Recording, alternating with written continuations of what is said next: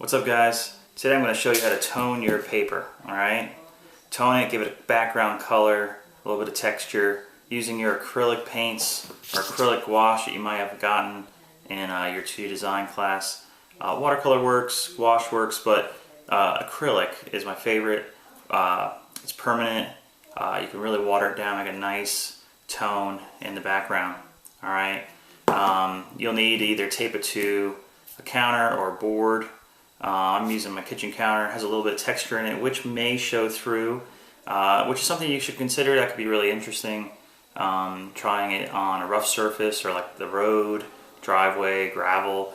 You'll get the surface texture as you're rubbing the acrylic on. You also need a household dish sponge, because that's what we're going to use to get the acrylic onto the paper with. Also some blue painter's tape, so you can tape your paper down.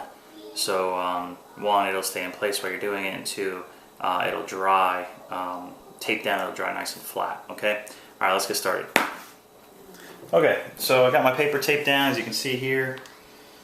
Got some acrylics. I'm going to use just a variety of colors here, kind of make some sort of green, I guess. Just depends on what you want. So you put a little dab or two on your dish sponge here, like so, okay? Let's see. Let's put a little red in there. I'm trying to make it like a pukey green, I think. See what that looks like.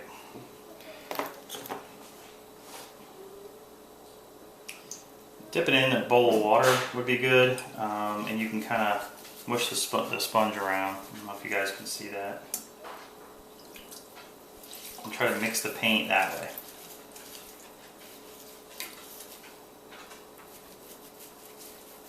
You want to kind of get it worked into the sponge and mixed up the color.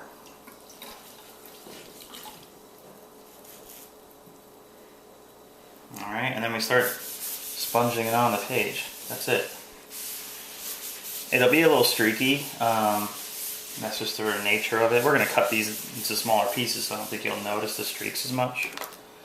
Yeah, a little more green, a little more red.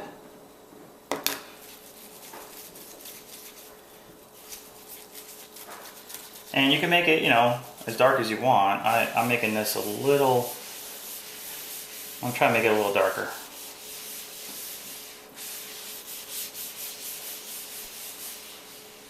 Now we're getting,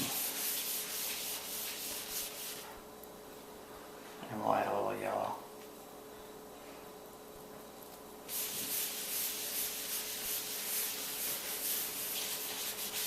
I mean, you can pre-mix the colors before you apply it to the sponge if you want to. I usually never do. I just go with the flow, And this is if you want a background tone. A lot of times with my own work, I want some sort of color in the background, okay?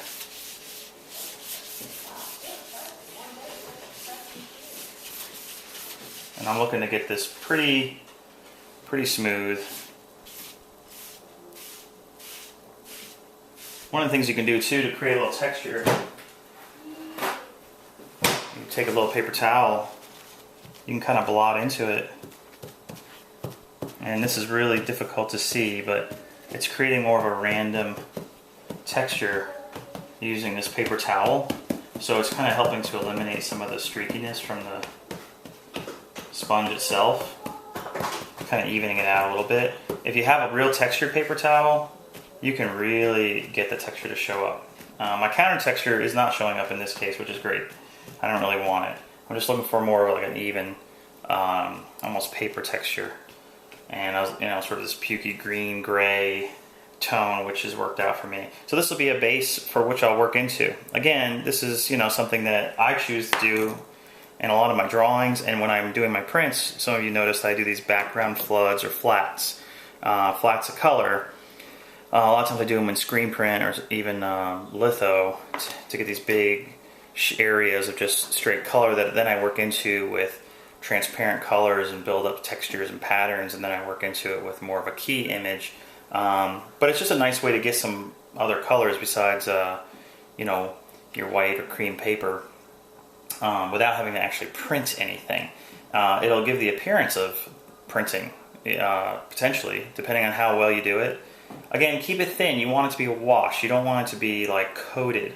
You're trying to retain the paper quality, and it will enhance the texture of the paper, which is actually nice to draw on. From here, I'll work into it with maybe my transfer paper and do some trace monotypes, maybe erase some of them, maybe go over it again with another layer of acrylic.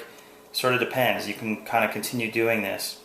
We'll leave it here, taped to dry. Sometimes I'll put a fan on this to help speed up the drying time.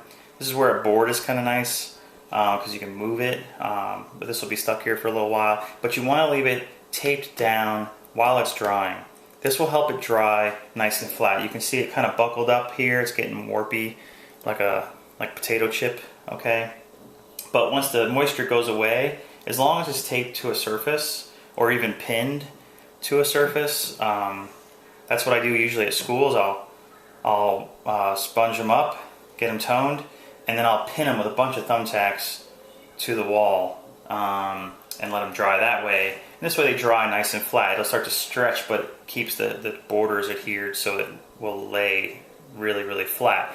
A thing I do a lot when I'm working in any sort of water media, like watercolor, for instance, is I will tape the page to a board. As it gets wet, it gets buckled. As it dries flat. And this way, at the end of the session, at the end of what you're working on, it will remain flat. After this, I'm not going to work any wet medium, so I'm going to take it off once it's dry and flat, and then work into it either with some stenciling, the trace monotype, or the gel plate printing that Cheka, the other professor who's teaching print this semester, she's going to do a video of that for you guys to look at. So, but this is a good start. All right, this is usually where I like to start, and then I continue to build from there. All right, guys, try it out.